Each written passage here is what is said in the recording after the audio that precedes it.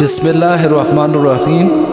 السلام علیکم معزز ناظرین، 27 رجب اسلام کی تاریخ کا ایک عظیم دن ہے، جس دن حضرت محمد صلی اللہ علیہ وسلم کی معراج کا واقعہ رونما ہوا۔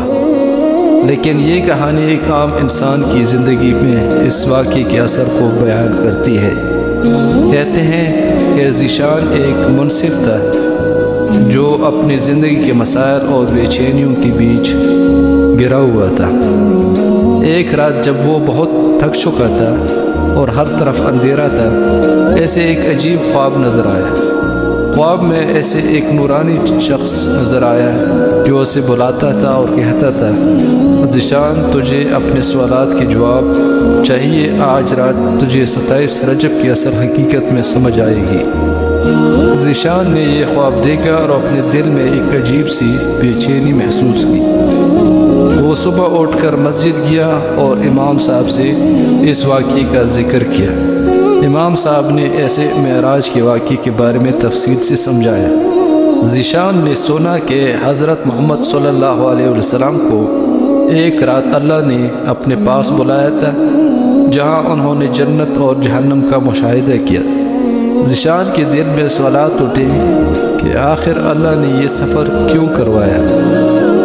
امام صاحب نے کہا، معراج کا واقعہ صرف ایک معجزہ نہیں تھا، بلکہ انسانیت کے لیے ایک سبق ہے۔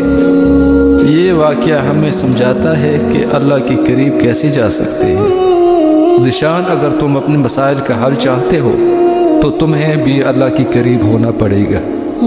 ذیشان نے فیصلہ کیا کہ وہ اپنی زندگی میں بدلاؤ لائے گا، لیکن اس کا سامنا مشکلات سے تھا۔ اس کا ایک دوست ایسے غلط راہوں پر لے جاتا تھا۔ ذیشان کے دل میں جنگ چھڑی ہوئی تھی کہ وہ سچ کا راستہ اختیار کرے یا دنیا کی روانی میں بہا جائے۔ ایک دن جب اس کا دوست اسے غلط کام کرنے پر مجبور کر رہا تھا تو ذیشان نے ایک فیصلے کیا۔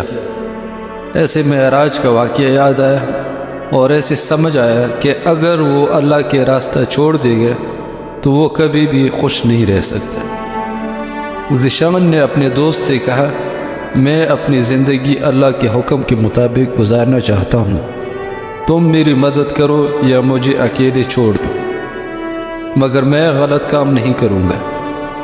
یہ بات سن کر اس کا دوست پہلے تو غصہ ہوا، مگر پھر ایسے بھی اپنی غلطی کا احساس ہوا۔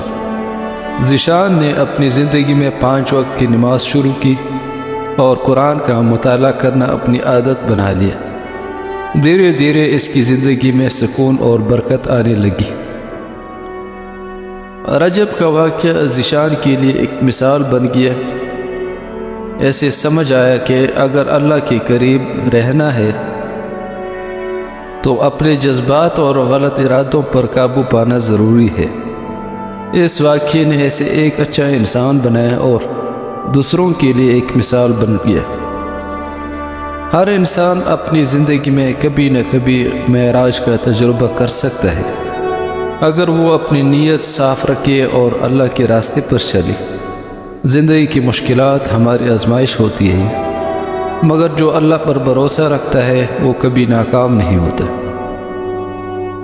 اور آخر میں ایک بات ضرور یاد رکھنا، سمندر میں بڑی بڑی مچھلیاں بھی ہوتی ہیں اور چھوٹی بھی، لیکن پانی میں پر ایک کے لیے یکساں ہوتی ہے۔